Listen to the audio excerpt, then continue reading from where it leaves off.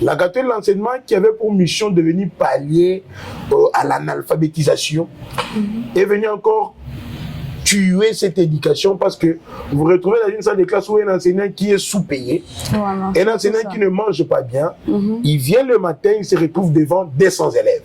Info de chez nous.cd. Nous sommes dans un pays où un licencié dans un domaine X n'arrive pas à se retrouver dans ces domaines-là, c'est-à-dire que l'État n'a pas mis en place une bonne politique publique permettant aux licenciés congolais de mettre en pratique ou de marier la théorie à la pratique. Je donne un exemple. Info de chez nous.cd. Madame la ministre venait de dire que Raïssa Malou, elle a dit que c'est lui ou celle qui doit enseigner les enfants de primaire ou secondaire doit obligatoirement avoir le bac plus 3. Est-ce que cette idée est bonne ou n'est pas bonne? Parce que les autres ont dit qu'il y a d'autres même qui sont des D6 mais enseignent mieux que ceux qui ont le bac. Info de chez nous.cd. Alors, comme notre économie est tournée vers les mines, les jeunes doivent s'orienter vers la géologie ou toutes les disciplines qui cadrent avec les mines. Info de chez nous.cd. Vous terminez en droit. Il y a des magistrats dans nos parquets, dans nos cours et tribunaux qui manquent de tables. Mais toi, tu termines en droit à Longuinaye, avocat, ok, magistrat, tu vas manquer de tables où travailler. La maman de Claudine Kam.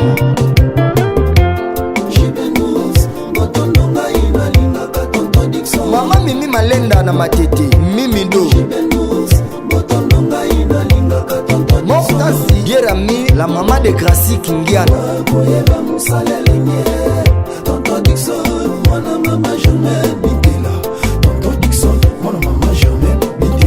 Olga Makasi Ingredient Commanda Papito. Bonjour mesdames et messieurs, nos très chers followers de la chaîne Info de chez nous.cd.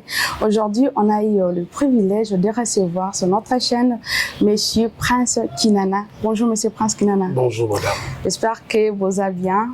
Oui, ça va, je me porte mieux et merci de l'invitation. Oui, je pense merci que beaucoup. Nos followers aussi se portent mieux à travers le monde d'ailleurs. Ok, merci beaucoup. Et puis aujourd'hui, on va discuter sur un thème qui est la jeunesse face aux études. Monsieur Prince Kinana, comme on sait, comme avait dit Nelson Mandela, que l'éducation ou encore est l'arme la plus puissante au monde, donc est l'arme la plus puissante que l'on peut utiliser pour changer le monde. Est-ce qu'au jour d'aujourd'hui, est-ce que l'éducation est toujours l'arme la plus puissante pour changer le monde? Je ne parlerai pas du monde, j'aimerais quand même singulariser les thèmes pour parler de la République du Congo, mon pays, parce que la charité bien ordonnée commence par soi-même. Aujourd'hui, il y a un problème, c'est qu'au Congo, l'éducation est au rabais. J'ai peur pour ma jeunesse parce que l'État a failli. La fragilité de l'État n'épargne pas ces secteurs clés de la vie nationale qu'est l'éducation, ou n'épargne pas cette frange de la population qu'est la jeunesse. Parce que, vous savez, le système politique de l'État est composé du régime politique, de l'organisation sociale, mais aussi de la structure économique. Lorsque l'économie n'est pas forte, lorsque l'économie n'est pas résiliente, lorsque l'économie n'est pas diversifiée, cela nous amène une pauvreté. Et cette pauvreté vient comme un cancer qui vient ronger presque la vie nationale. Et maintenant, la société, c'est dégradé. C'est-à-dire, aujourd'hui, la famille n'est plus épargnée. Quand on parle de l'indication, prenons ça un peu une globo. Parlons du cas de Kinshasa, de Lubumbashi, les grandes villes du Congo.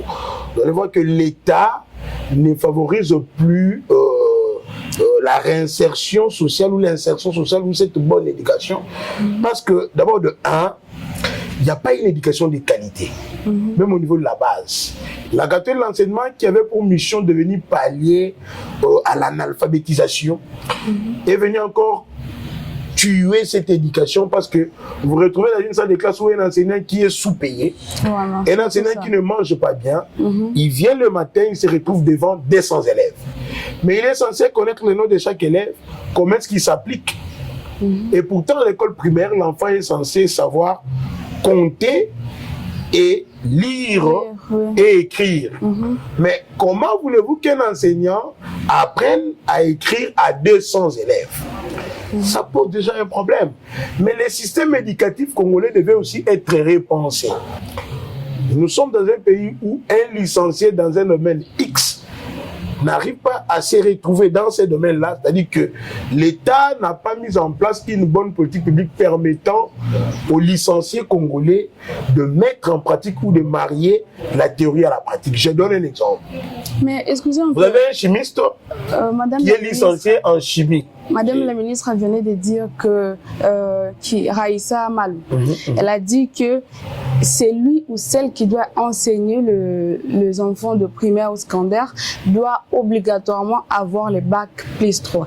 Est-ce que cette idée est bonne ou n'est pas bonne? Parce que les autres ont dit qu'il y a d'autres même qui sont des D6 mais enseignent mieux que ceux qui ont d'abord, c'est un problème d'expérience, mais aussi il y aura aussi un problème de personnel qualifié. C'est ça le problème. On veut tout importer. C'est-à-dire, vous voyez, nous avons des dirigeants qui ont vécu la plupart du temps en Europe. Ils méconnaissent les réalités sociales. Voilà pourquoi ils peinent à résoudre nos problèmes. Ils cherchent à nous adapter à la société européenne. Et pourtant, chaque communauté a sa sociologie. Chaque communauté a sa culture, sa façon de vivre, ses us et coutumes. Vous allez au village, vous pouvez arriver dans un village où il y a une école. Vous n'avez qu'un seul licencié, qui est soit préfet ou directeur des études. Les restes, ce sont des D6 et ils vous enseignent mieux que les licenciés. Ne parlons pas seulement de Kinshasa où les licenciés en économie n'arrivent pas à se retrouver dans son domaine. Il est censé de conduire une moto, devenir taximètre pour qu'il se retrouve. C'est là où l'éducation congolaise devient ce mythe qui n'arrive pas à solutionner les problèmes sociétaux. L'éducation qui doit être une arme qui doit changer le monde doit changer les vies des concitoyens. C'est-à-dire que vous prenez des connaissances, vous emmagasinez des connaissances dans un secteur X, ces connaissances doivent vous servir à venir résoudre un problème X dans une société donnée. Mais aujourd'hui, vous avez des licenciés qui ne savent pas écrire, qui ne savent pas mieux parler français, qui ne savent pas mieux lire. Vous avez des licenciés aujourd'hui à Longuinaye. C'est-à-dire que l'État doit repenser le système éducatif, mais l'État aussi n'arrange pas les climats pour permettre à ceux qui s'adonnent à cette éducation de pouvoir bien se retrouver. Donc c'est ça les problèmes, c'est ça ces paradoxes qui ne permettent pas à la jeunesse congolaise de pouvoir se retrouver. Parce que pour la plupart, ils se découragent. Nous sommes dans un pays où la plupart des licenciés ils sont chômeurs. Pour la plupart de ceux qui terminent dans un domaine X, ne se retrouvent pas dans ce même domaine-là. Ça décourage d'autres jeunes à continuer l'université parce qu'ils voient qu'il y a ces aînés qui ont fini de licence, master, ils sont restés des chômeurs. Ça peut être aussi l'un des facteurs, mais aussi, moi j'encouragerais qu'ils puissent étudier parce que au tempora, au mores, comme on dit en latin, au traitant entre mœurs, le Congo d'aujourd'hui ne sera pas le même que le Congo de demain. Le Congo de demain n'aura pas le même dirigeants inconscients que comme nous avons aujourd'hui. Si la jeunesse est abandonnée aujourd'hui à son triste sort, la jeunesse de demain sera au centre de l'action politique congolaise. Donc aujourd'hui, il nous faut que la jeunesse se prenne en charge. Tout cela commence aussi par la responsabilité citoyenne, par le civisme. Il faudrait que les jeunes soient conscients de ce qu'ils peuvent être devenus. Parce que comment vouloir toujours garder les mêmes dirigeants qui nous appauvrissent, qui nous asservissent, ce sont les mêmes dirigeants à qui nous pensons renouveler notre confiance. Parce que la jeunesse aujourd'hui est appauvrie, la jeunesse, cette caste de ces vieux-là qui dirigent, ont pour vision de maintenir la jeunesse dans la mendicité. Parlons de mœurs. Comment est-ce que la société est organisée aujourd'hui pour permettre à ces jeunes qui suivent un cursus donné que cette éducation requise puisse l'aider à l'implémenter ou à pouvoir solutionner tel problème de la société. Maintenant, vous avez une société où les chansons sont obscènes. La jeunesse aujourd'hui, ça donne à la boisson, la jeunesse se donne à la musique, la jeunesse se donne au banditisme urbain. Pourquoi? Parce qu'il n'y a pas un encadrement requis de la jeunesse. Mais Monsieur Prince, il y a le ministère de formation professionnelle qui vient de sortir. Je ne sais pas si ça aide le jeune à ne pas du tout se donner dans le banditisme ou encore à la mendicité. Combien de centres de formation professionnelle avons-nous à Kinshasa? C'est à compter à bout des doigts. Combien de centres d'encadrement des jeunes nous avons? Même dans les départements de la jeunesse, dans nos églises, est-ce qu'on parle jeunesse? Est-ce qu'on parle problème de jeunes? Parce que, d'abord, la société s'organise. La famille qui est la base de toute société, la cellule même de la société, cette famille a abandonné ses responsabilités. Parce que la jeunesse aujourd'hui se retrouve dans la rue parce qu'au niveau de sa famille, il n'y a pas un encadrement requis. À l'école, il y a du méli-mélo, on l'oriente vers un domaine qui n'est pas de son prédilection, de sa prédilection, pardon. Les jeunes sont mal orientés et quand ils terminent, la société ne s'est pas organisée à pouvoir les accueillir pour les réorienter encore ou les réencadrer afin de pouvoir leur permettre de concilier la théorie apprise à la pratique. Que ce soit à l'église, à l'école, dans la famille ou dans la société, la jeunesse est abandonnée. La jeunesse est obligée de naviguer seule. Et doit chercher sa propre voie. En fait, les jeunes ne se retrouvent pas. Je vous parlais ici de jeunes qui peuvent terminer être ingénieurs en ISTA, mais qui étaient capables de vous dire de quoi est fabriquée une ampoule. Et c'est cette jeunesse que vous espérez qui peut changer la société? Non. Monsieur Prince, en parlant de domaine et tout, est-ce que quand un jeune qui commence, par exemple, l'humanité ou encore l'université, qui suit un domaine tel, est-ce que c'est toujours possible qu'il puisse poursuivre seulement des cours qui cadrent avec son domaine? D'abord, c'est la société qui doit penser ce qu'on appelle un système éducatif. Les types de sociétés que nous possédons doivent inspirer tel ou tel autre jeune à pouvoir s'orienter vers l'économie, l'agronomie, l'agriculture, la pêche, l'élevage, l'électricité, la menuiserie. Nous sommes dans un pays pauvre.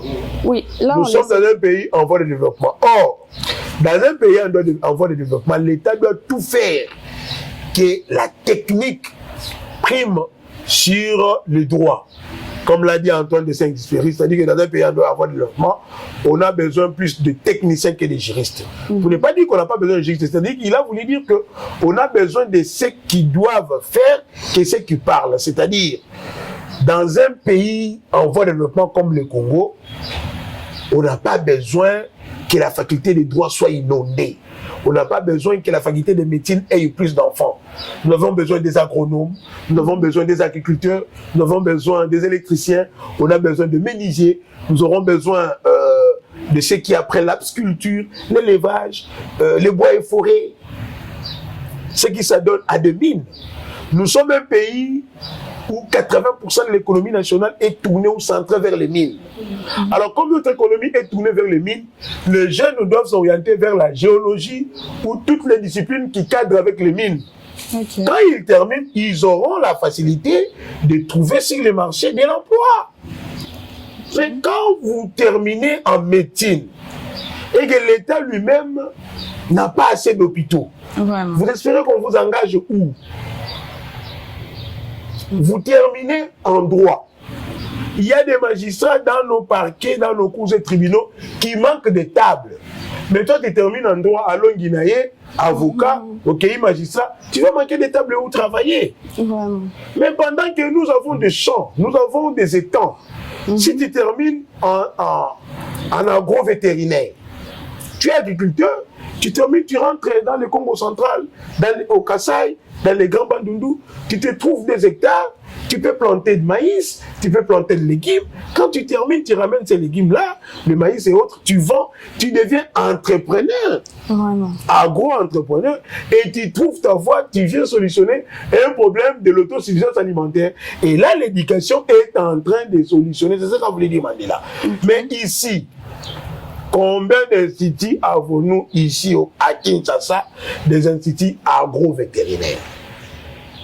Est-ce que l'option agro-vet a encore d'enfants ou d'élèves, même à l'école secondaire? Vous allez trouver plus d'enfants en couture, en hôtellerie, en biochimie, en électricité, en mécanique. Tout le monde veut faire la mécanique, mais quand ils finissent la mécanique, l'État n'arrange pas de conditions, l'État n'a même pas de garage.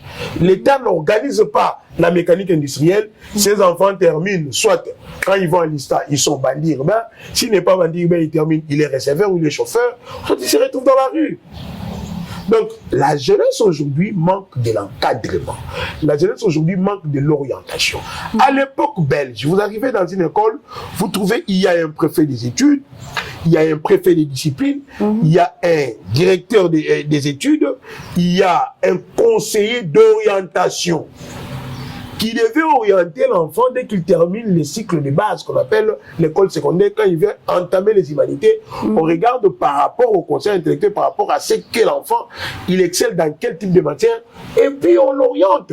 Aujourd'hui, ça ne se fait plus, papa reste à la maison, moi, je suis dans la docteur. Non, il impose à l'enfant. Il impose à l'enfant sa volonté. Moi, je suis dans la journaliste. Moi, je suis dans la avocat. Moi, je suis dans ministre, abatini moi qui la science politique. Moi tanga ici, moi la commis parlementaire debout. À qui la faute? Vraiment. Parce que il y a un problème d'emploi. 10 licenciés, sur 10 licenciés qui terminent chaque année, l'État congolais n'est capable que d'engager 2 licenciés. Et ce n'est pas recommandation. Vraiment. C'est-à-dire que aujourd'hui, nous devons tous nous tourner nos regards vers l'entrepreneuriat, vers l'agriculture, vers l'élevage, vers la pêche. Donc, il faudrait que la jeunesse, via ces ministères que vous avez cités, puisse s'organiser en termes de centres. C'est bien beau de créer des ministères, mais vous appelez ça ministère de formation professionnelle. C'est-à-dire que ce sont des centres de rattrapage qui doivent être créés. Mais ces bandits urbains qui errent ça et là, pourquoi ils deviennent bandits urbains? C'est par manque d'encadrement, c'est par manque d'éducation. Je vous ai dit ici que même les milieux éducatifs ont failli. Il y a la famille, la base de chaque éducation, il y a l'église et il y a l'école. La famille a failli, l'église a failli, l'école a failli. C'est-à-dire que l'éducation au Congo devient un problème à lieu place qu'elle soit une solution de la société ou dans la société. Vraiment. Alors, Monsieur Prince, c'est quoi la véritable valeur des études pour un jeune qui nous suit maintenant? Ont pour but de pouvoir éradiquer l'ignorance. C'est-à-dire que chaque jeune qui nous suit en ce moment doit savoir que on ne peut qu'apprendre précepte par précepte, ligne par ligne, dans un domaine X, pour acquérir des connaissances qui vont nous servir à cheminer avec nous au courant de notre vie ou pendant notre vie. Si vous voulez travailler dans un domaine X, vous devez apprendre à connaître ces domaines-là. Ouais, c'est ça. Et cet apprentissage se fait dans un domaine donné, dans un lieu donné. Et c'est cette éducation, ces études-là qui se font dans l'université, à l'école, secondaire, temps primaire, qui vont nous permettre de devenir quelqu'un. C'est-à-dire qu'aujourd'hui, dans des sociétés modernes, mondialisées, où le monde est devenu un village planétaire, si vous êtes analphabète, vous avez presque 30% de chances que vous puissiez réussir votre vie. Mais si vous avez des connaissances dans tel ou tel autre domaine, ces connaissances peuvent vous aider à pouvoir trouver votre voie. Vous pouvez avoir des dons, vous pouvez avoir des talents. Même le foot s'apprend aujourd'hui. Il y a des écoles pour cultiver votre talent. C'est-à-dire que ton rêve à toi, tu dois l'identifier par rapport à un domaine donné. et tu dois te donner pour mission d'étudier ces domaines-là. Le mieux apprendre pour mieux les connaître et pour que tu trouves ta voie. Alors pour notre jeune qui ne croit plus que, comme avait dit Nelson Mandela, comme je l'ai dit au début, que l'éducation est l'arme la plus puissante pour réussir dans ce monde ou changer le monde. Alors il y a d'autres jeunes qui ne croient même plus à ça. Ils se donnent dans des choses bizarres telles que, bon, je dirais pas bizarres, mais des choses telles que devenir influenceur, influencer. Ils se donnent à ça, ils disent que les études n'ont plus sa place pour changer le monde et tout. Quelle analyse pouvez-vous faire? C'est-à-dire qu'ils doivent remettre de l'espoir. Moi, je ne peux que leur inspirer de l'espoir parce que tout politique qui ne sait plus donner de l'espoir à sa population est appelé à cesser la politique. Donc, ils doivent quand même croire à un futur meilleur, à un lendemain meilleur, radieux. L'avenir du Congo est radieux, comme l'aurait dit Lumumba. Je vais seulement leur redemander qu'ils s'accordent encore de la chance, qu'ils croient encore à ces Congo meilleurs et que ce futur nous sera radieux pour qu'ensemble, nous puissions changer ce Congo. Parce que le changement que lui, qu'il veut voir dans le monde, que ce changement commence par lui d'abord. Par soi-même. C'est-à-dire que tu dois d'abord commencer à en voir ces changements en toi.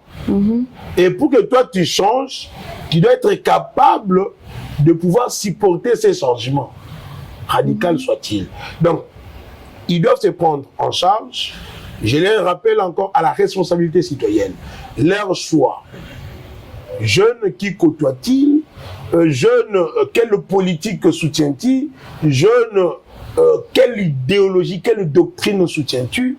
Jeune, quelle pensée as-tu du Congo? Donc, c'est à ces questions qu'ils peuvent répondre et ils verront qu'ensemble, on peut changer cela et qu'ils doivent encore se donner de la chance. Aujourd'hui, il y a même des centres d'autodidactes. Aujourd'hui, il y a l'Internet. Ils peuvent apprendre, qu'ils aient confiance en eux et l'avenir leur sera radieux. Alors, M. Prince, rentrons un peu en arrière chez nos grands-parents, donc à l'ancienne époque. Là, quand nos parents disaient qu'une jeune fille est faite que pour le mariage. C'est ce qu'ils avaient inculqué dans la tête de nos mamans, de nos grands-mères. Et je ne sais pas, cette idée-là, il y a d'autres parents qui ont toujours cette idée au jour d'aujourd'hui. Ils disent qu'une jeune fille, peut-être elle peut juste finir l'école secondaire, humanité et l'université. Là, ça dépendra que de son mari. Donc, elle doit faire soit les commerces ou faire juste rester à la maison, faire des tâches ménagères et attendre le mariage. Si de tels parents existent encore, c'est à un pourcentage réduit, minimisable, parce que c'était à l'époque de l'initiation à la vie, avant la création des écoles, où les garçons étaient initiés à pouvoir devenir père à la chasse. On appelait ça Kinkanda chez nous, les Bakongo. Et la jeune fille était appelée ou initiée à devenir mère au foyer. On apprenait à la jeune fille comment préparer, comment s'occuper de son mari, comment s'occuper de l'enfant. Mais aujourd'hui, la femme est au centre même de l'éducation. Parce que, comme on le dit, qui dit qu'une femme éduque toute une nation, parce que trop souvent les papas ne sont pas là. Lorsque même cette femme qui doit rester au foyer n'est pas bien éduquée, la génération de cette famille est compromise.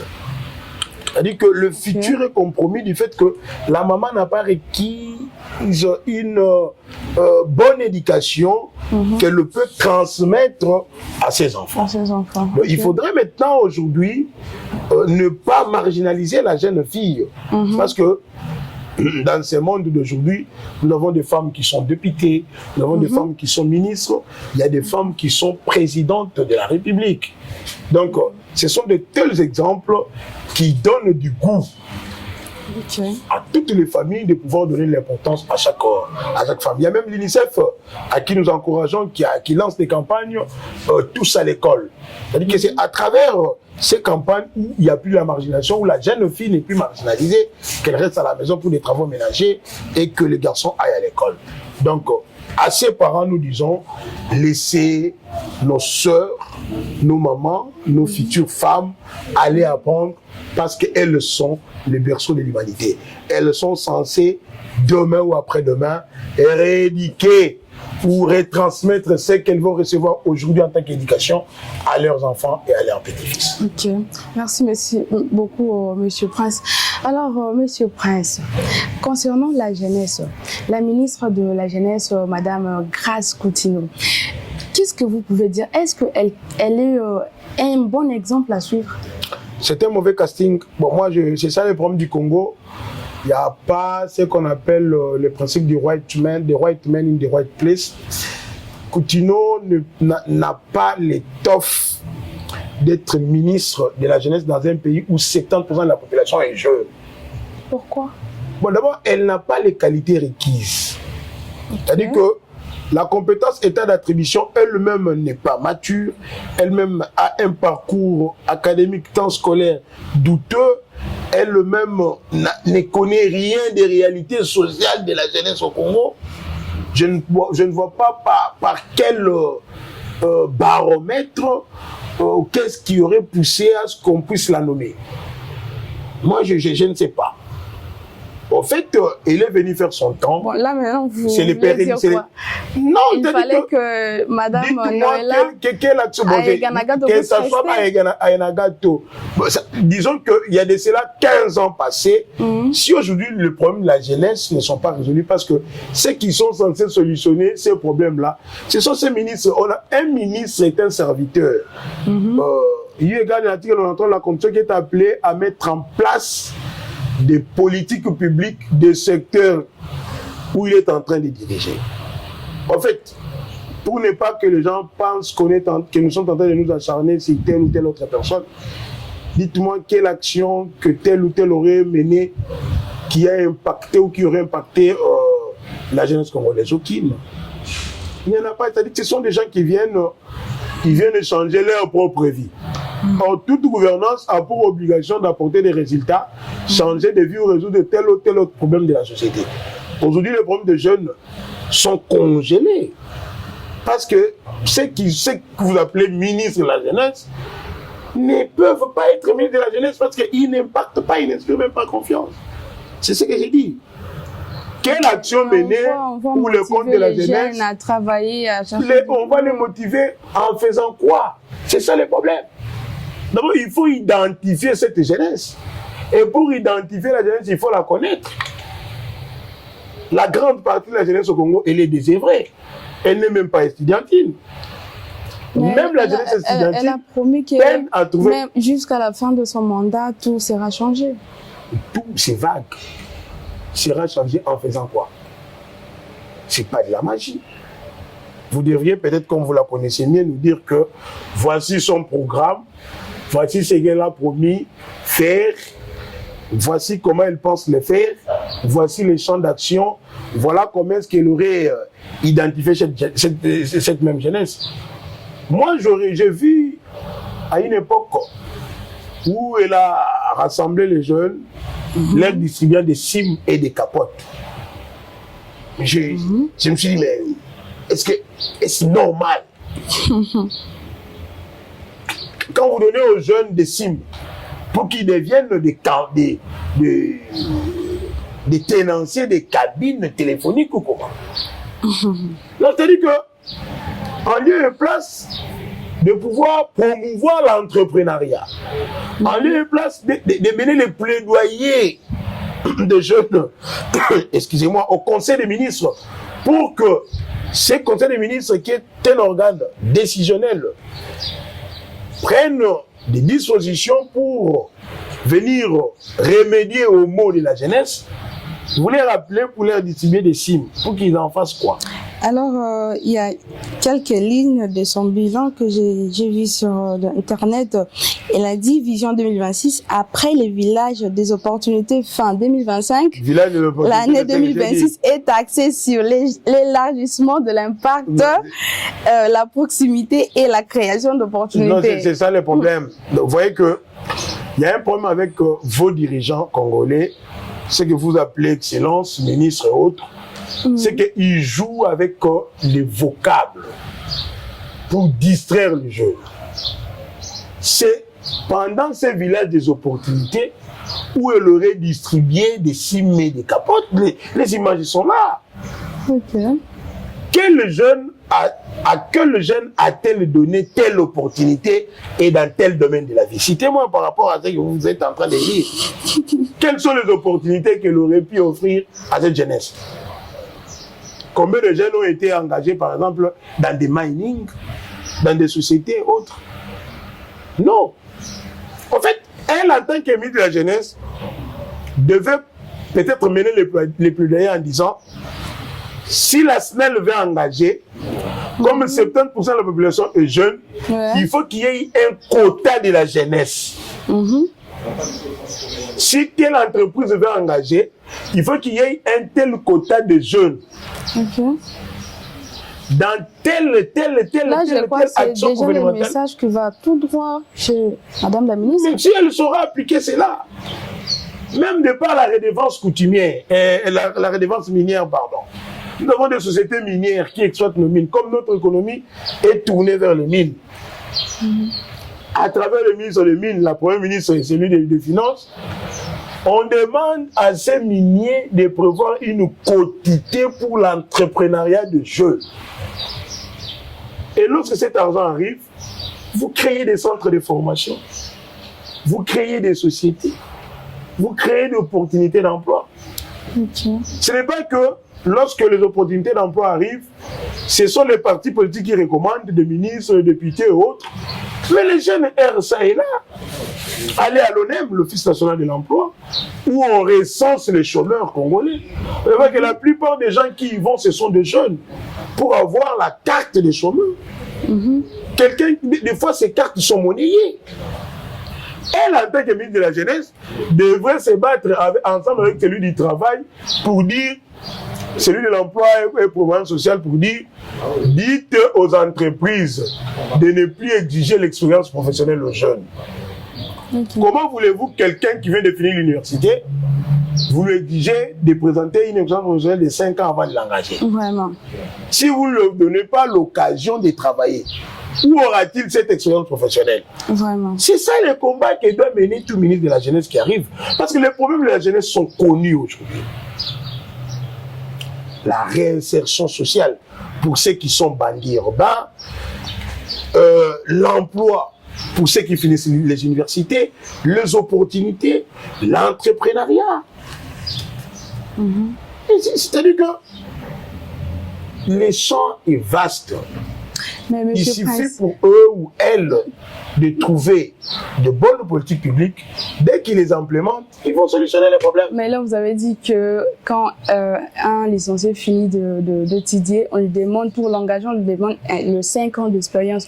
Là, je ne sais pas si je dirais que si tu finis l'université, tu dois commencer même le stage pour faire les 5 ans là. Je ne sais pas si vous direz quoi.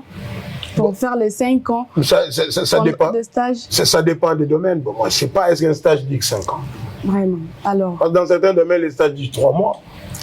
Alors, que faire? Parce que ici, il faut avoir au moins l'expérience de 5 ans. C'est ce que j'ai dit, ce sont des mots, M-A-I-X, de la société auxquels nos dirigeants doivent remédier.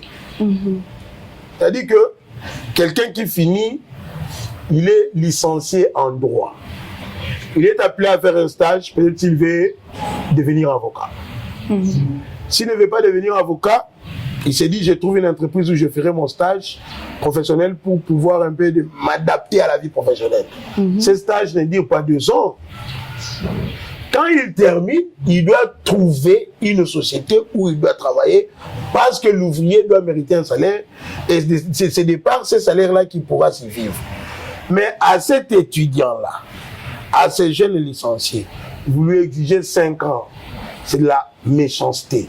Et maintenant, elle ou lui, en tant que ministre de la Jeunesse, doit remédier à ça. C'est ça son combat. Mais comme elle ne le sait pas, elle ne connaît rien des réalités congolaises, elle ne connaît rien des réalités de la jeunesse congolaise, elle ne connaît rien de notre société. Est-ce qu'elle le sait? C'est à ça qu'elle doit remédier. Ça, c'est de 1. De 2. Vous avez des jeunes qui terminent les études, mais qui sont incapables, comme je vous l'ai dit lorsqu'on parlait de l'éducation, de mettre en pratique ce qu'ils ont appris dans un domaine donné. J'ai un exemple, quelqu'un qui fait la menuiserie, a dit qu'on fabrique taille bon raté. maintenant, s'il y a des centres de formation professionnelle, ces jeunes-là peuvent aller concilier la théorie à la pratique. Là maintenant, il viendra nous épargner de ne plus acheter des chaises qui proviennent de Turquie, de Chine et autres. C'est à ces mots que doivent remédier les ministres, celui de la formation professionnelle, jeunesse, emploi et autres. Donc là, ça ne demande pas la magie. Il suffit d'être conscient pour le faire. Donc, la jeunesse est délaissée. La jeunesse est délaissée.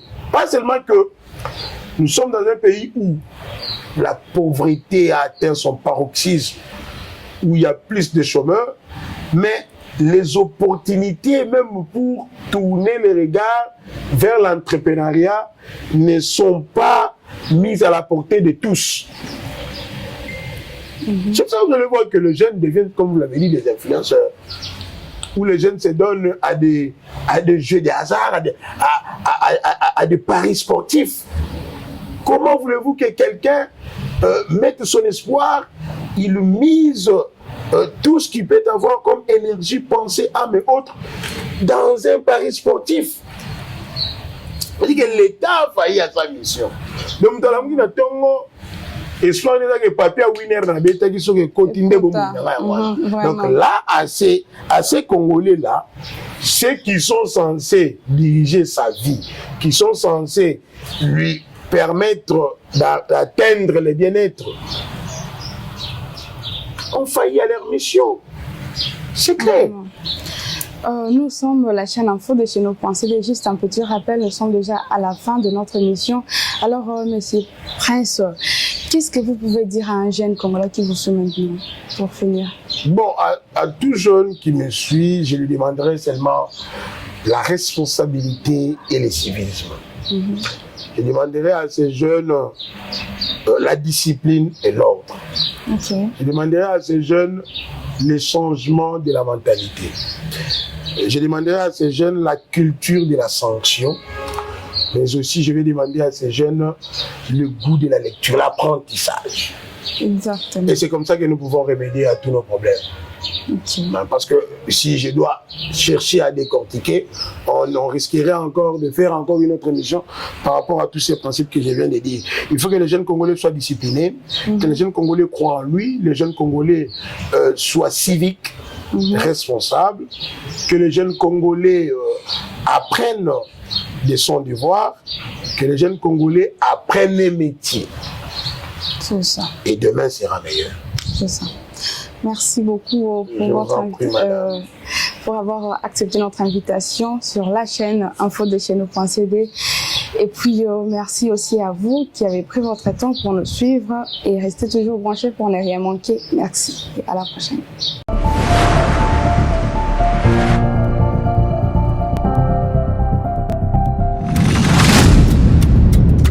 Cette chaîne est sponsorisée par la société du bon service.